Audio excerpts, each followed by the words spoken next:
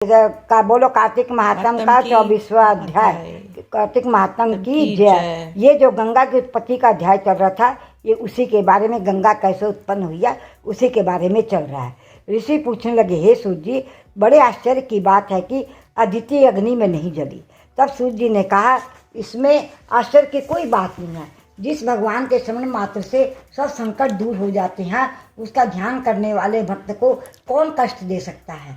जब अग्नि शांत हो गई, तब चक्र सुदर्शन धारण करने वाले भगवान विष्णु संग अदिति के सामने प्रकट हो गए और कहने लगे, हे देव माता, तुम्हारे इस कठिन तप से हम अत्यंत प्रसन्न हैं, इसलिए वरदान मांगो, तुम्हारा कल्याण होगा। तब अदिति ने हाथ जोड़कर भगवान से स्तुति की, हे भगवान, जिनके श्रवण मात्र से सब कलेश नाश को प्राप्त हो जाते हैं, जिनके चरण कमलों की सेवा करके भक्त लोग परम सिद्धि को प्राप्त हो जाते हैं, यज्ञ में स्थित यज्ञ के प्रबोधक करता, जिनकी माया को ब्रह्मादि देवता भी नहीं जान सकते, जिनके मन से सूर्य चंद्र, मुख से ब्रह्मण, भुजाओं से क्षत्रिय, जंघा से वैश्य तथा पैरों से शूद्र उत्पन्न हुए हैं, ऐसे भगवान को नमस्कार है। भगवान, देवता, नदी, समुद्र आप ही हैं, अतएव आप मेरे पुत्रों की रक्षा कीजिए। हे भगवान, आप अंतर्यामी हैं, सभी कुछ जानते हैं, अतएव मेरे पुत्रों को अकंटक राज्य दीजिए। अदिति के ऐसे प्रेम भरे वचनों को सुनकर भगवान कहने लगे, हे देव माता, हम ही तुम्हारे यहाँ जन्म लेकर तुम्हारे पुत्रों की रक्षा करेंगे। तब अदिति कहने लगी कि भगवान, जो संपूर्ण सृष्टि को धारण करने वाले हैं, जिनके रोम रोम में ब्राह्मण समाया हुआ है, उसको मैं कैसे धारण कर सकूंगी। भगवान कहने लगे, हे अदिति, माता पिता गुरु अतिथि तथा ब्राह्मणों की जो सेवा करते हैं, वे सदैव मुझको धारण करते हैं। तुलसी और गौ की रक्षा करने वाला भी मुझको धारण करता है, अतएव मैं तुम्हारा पुत्र होकर शत्रु कुल का नाश करूंगा। यह कहे और अपने कंठ की माला देकर भगवान अंतर ध्यान हो गए। इसके पश्चात दक्ष की कन्या अर्थात देव माता अदिति भगवान को नमस्कार करके अपने आश्रम को चली गए। समय पाकर अदिति ने शंख, चक्र, गदा, पद्म तथा कमंडल धारण किए हुए हजारों सूर्य के समान तेज वाले कमल नयने पीताम्बरधारी मुनियों द्वारा स्तुति किए गए दैत्यों के नाश करता भक्तों के प्रिय वामन भगवान को पुत्र रूप में देखा। तब कश्यप आदि ऋषि भगवान का स्तुति करने लगे। जो कोई वामन भगवान का स्तुति का नित्य पाठ करता है, वह सदैव निरोगी रहकर सर्व संपदा प्राप्त करता है। तब वामन भगवान बोले, हे पिताजी, हम प्रसन्न हैं, आपका कल्याण हो, आपके समस्त मनोरथ पूर्ण हो। हमने 2 बार आपके घर में जन्म लिया है, आगे भी आते रहेंगे। इतना कहकर भगवान ने बाल रूप धारण कर लिया। उधर राजा बलि ने भी शुक्राचार्य को अपना आचार्य बनाकर बड़ा भारी यज्ञ प्रारंभ किया, जिसमें लक्ष्मी जी सहित हवि ग्रहण करने के लिए भगवान विष्णु का आह्वान किया। उसी समय भगवान विष्णु ब्रह्मचारी के रूप में वहाँ पर आ गए।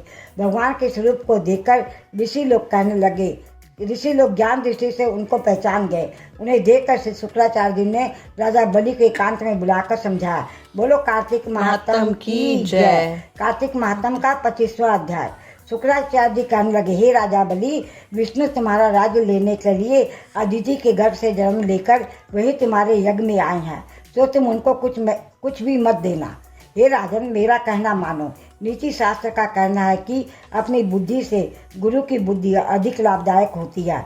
जब बलि कहने लगा कि गुरुजी, आप मुझे अधर्म की शिक्षा क्यों देते हैं, घर पर आए हुए याचक को दान न देना राजा के लिए अत्यंत अधर्म की बात मानी जाती है, और यदि स्वयं विष्णु भगवान ही याचक बनकर आए हैं, तो इसके बराबर मेरे लिए सौभाग्य की और क्या बात हो सकती है।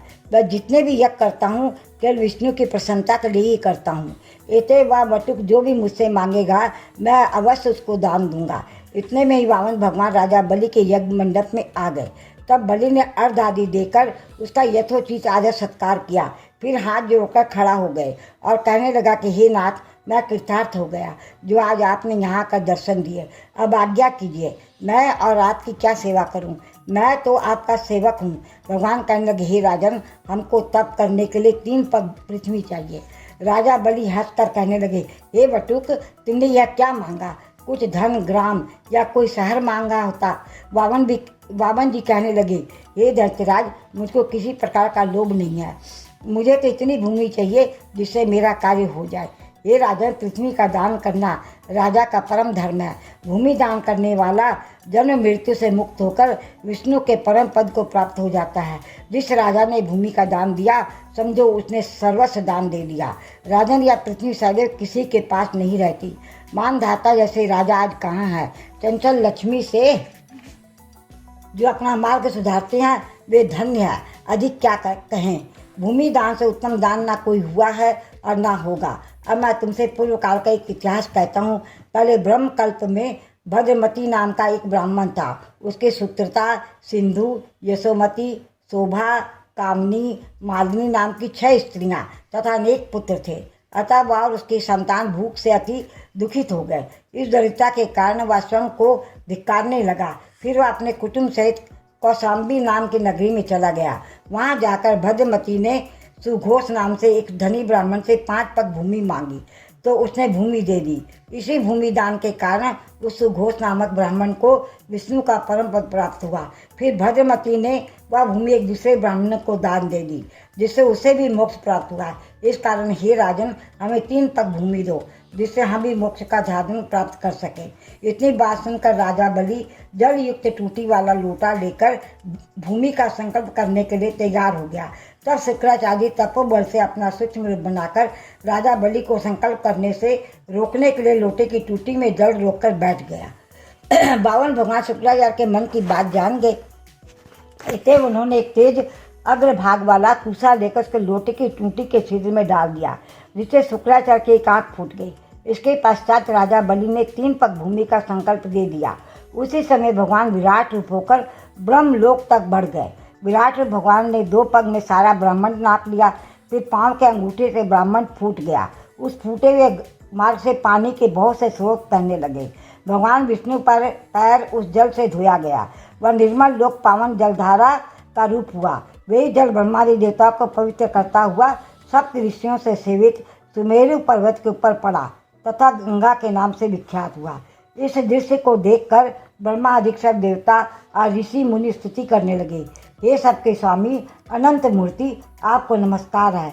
इस प्रकार स्तुति सुनकर भगवान ने सब देवताओं को उनका अपना अपना स्थान दे दिया और बलि को रसातल में भेजते हुए उसको वरदान दिया कि अग्नि में बिना मंत्र के जो हवन किया जाता है तथा अपवित्रता से कुपात्र को जो दान दिया जाता है या हवन किया जाता है, वह सब बलि को प्राप्त होगा।